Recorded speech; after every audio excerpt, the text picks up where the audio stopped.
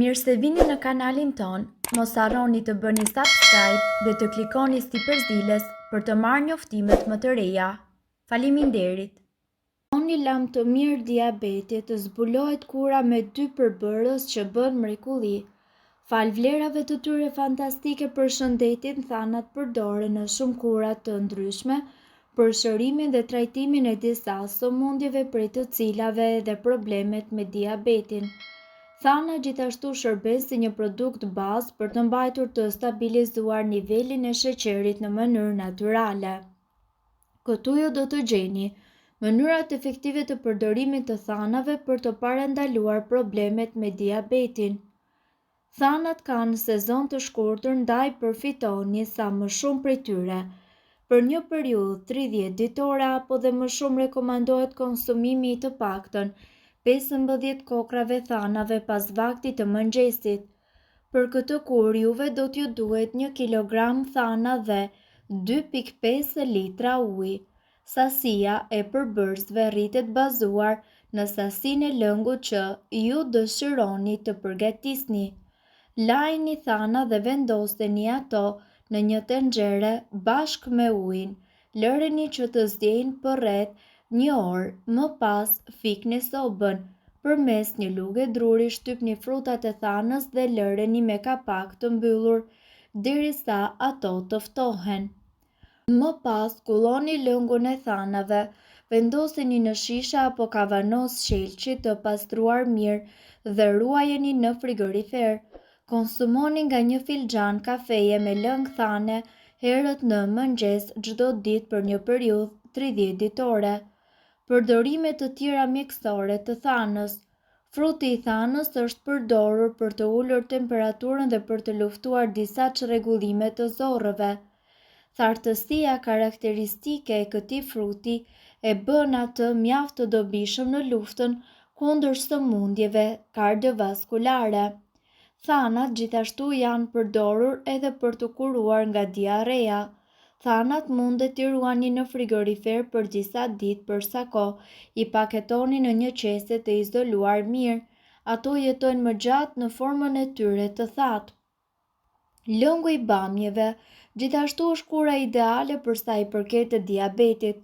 Në mjekësinë popullore, lëngu i bamjes dhe vetë kjo perime konsiderohet jetësore kundër sëmundjeve. Ky lëng është veçanërisht efikas në trajtimin e diabetit, kolesterolit të lartë dhe gjithashtu sëmundjeve të veshkave. Kjo perime e veçantë ofron mira përfitime shëndetësore. Sipas të dhënave, një gotë me lëngun e bamjes ofron 2 gram protein, 21 mg vitamin C, 80 mikrogram folat, 3 gram fibër, 7,6 gram karbohidrate. Mënyra e konsumit të bamjes janë të larmishme. Bamja mund të skuqet, të zihet, ka vardiset por edhe të bëhet urshi. Përfitimet shëndetësore që ofron bamja. Nëse konsumoni bamje, rregullisht mund të mbani kolesterolin në nivele të shëndetshme. Bamja ka aftësinë që të ulë nivelin e sheqerit në trup. Bamja ul nivelin e glukozës që merret nëpërmjet ushqimit dhe ndikon në shëndetin e sistemit tuaj tretës. Fibra e cila gjendet tek bamja ndihmon në lëvizjen e zorrëve dhe parandalon fryrjet, konstipacionin por edhe diarren. Bamja ndihmon në zbutjen e simptomave të astmës dhe fuqizon sistemin imunitar me vitamin C dhe antioksidant. Bamja është shumë e dobishme në parandalimin e sëmundjeve të veshkave. Si të përgatisni lëngun e bamjes dhe të ulni nivelin e sheqerit në gjak. Përbërësit janë 4 bamje të freskëta të lara, 1 filxhan çaj me ujë. Hiqni majën dhe bishtin e bamjeve. Pastroheni me kujdes dhe vendoseni ato në ujë në një enë. Mbajeni bamjet në ujë për gjithë natën. Shumica e ushqyesve të bamjes, të cilët gjenden tek lëkura dhe fara, do të përthithet nga uji. Lëngun pijeni në mëngjes me stomakun bosh pothuajse 30 minuta përpara se ju ta hani vaktin e parë të ditës. Pijeni këtë lëng çdo ditë për një javë dhe do të vëreni përmirësimet në shëndetin tuaj. Përgatiteni çdo darkë në mënyrë që të merrni të gjitha vlerat. këtë kur mund ta përsërisni një herë në muaj. Të gjesh kombinimet e duhura ushqimore me qëllimin që të mbash të ekuilibruar nivelet e sheqerit në gjak mundet të jetë e vështirë, prandaj çdo frut apo perime që konsumohet duhet të jetë e duhura. Këtu do të gjeni të listuar disa ushqime të cilat ndihmojnë me diabetin e tipit 2 dhe të tipit 1. Peshku. Peshku është gjithashtu një nga produktet më të shëndetshme. Salmoni, sardelet, açuget janë burimi më i mirë për yndyrat omega 3 dhe acide DHA dhe EPA, të cilat e ndihmojnë personat të mbrojnë zemrën e tyre. Për të gjithë personat që vuajnë nga diabeti duhet i konsumojnë, pasi ata janë të predispozuar që të preken nga sëmundjet e zemrës. Këto acide mbrojnë qelizat dhe reduktojnë inflamacionin, duke përmirësuar qarkullimin e gjakut. Të gjelbërtat, perimet si spinaçi, lëpjeta, sallata janë plot me vlera por edhe me pak kalori, duke qenë se treten shpejt nga organizmi, nuk e rrisin nivelin e sheqerit në gjak. Gjithashtu, këto produkte janë të pasura dhe me vitaminën C, e cila luan një rol të rëndësishëm në eliminimin e inflamacionit dhe të tensionit të lartë. Kanella. Kanella është e pasur me antioksidantë të cilët mbrojnë shëndetin e syve. Studimet të shumta mjekësore kanë vërtetuar se kanella mundet që të ulë nivelet e sheqerit në gjak dhe të përmirësojë gjithashtu ndjeshmërinë ndaj insulinës. Një tjetër studim vuri re se kanella arrin që të ulë dhe kolesterolin dhe nivelin e triglicerideve. Vezët. Vezët janë një paketë me të vërtetë me vlera shëndetësore. Përveç se të mbajnë më gjatë të ngopur në qoftë se konsumohen rregullisht, ato ulin edhe rrezikun e prekjes nga sëmundjet e zemrës. Vezët gjithashtu përmirësojnë ndjeshëm ndaj insulinës dhe ndihmojnë prodhimin e kolesterolit të mirë. Kosi.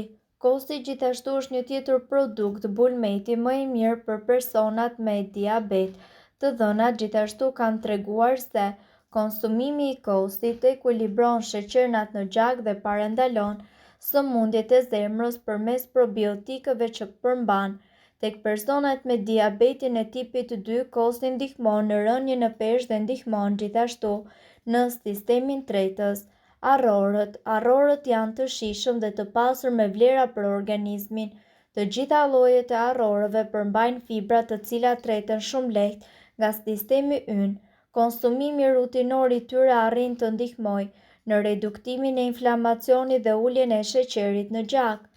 Brokoli. Brokoli tashmë është i famshëm për vlerat e tij. Studimet kanë pohuar se brokoli ndihmon në uljen e insulinës dhe gjithashtu mbron qelizat nga radikalet e lira që prodhohen gjatë proceseve të metabolizmit. Vaj i ullirit. Vaji i ullirit ndryshe quhet si balsami i zemrës.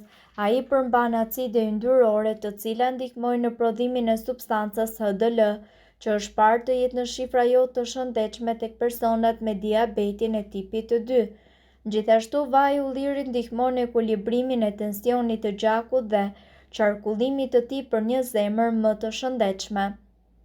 Mirë po duhet të dini se këto informacione nuk kanë për qëllim të zëvendësojnë ilaçet e përshkruara nga mjeku.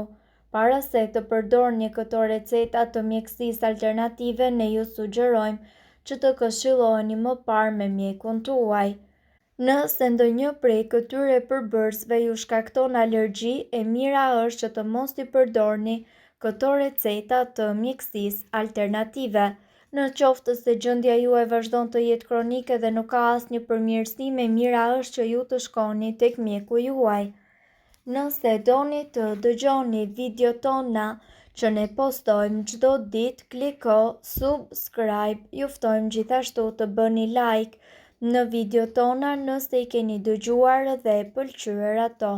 Faleminderit që e pat videon ton. Shpërndajni këtë video në profilin tuaj në mënyrë që të informohen edhe shokët tuaj. Faleminderit.